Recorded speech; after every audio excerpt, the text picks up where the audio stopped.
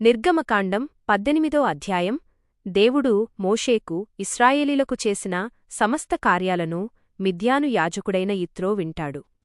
మోషే తన భార్యయైన సిప్పోరాను, ఆమె ఇద్దరు కుమారులైన గెర్షోము, ఎలియేజరులను తన మామ దగ్గరే విడిచిపెట్టి ఉంటాడు. ఇప్పుడు యిత్రో వారిని తీసుకుని మోషే విడదీసి ఉన్న దేవుని పర్వతం దగ్గరకు వస్తాడు.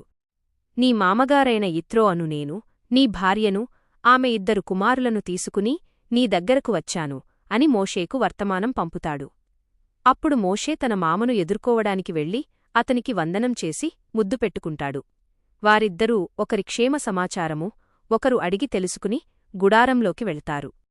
ఐగుప్తీయుల చేతిలో నుండి యెహోవా తమను ఎలా విడిపించాడో, దారిలో తమకు కలిగిన కష్టాలన్నింటినీ మోషే తన మామకు వివరిస్తాడు.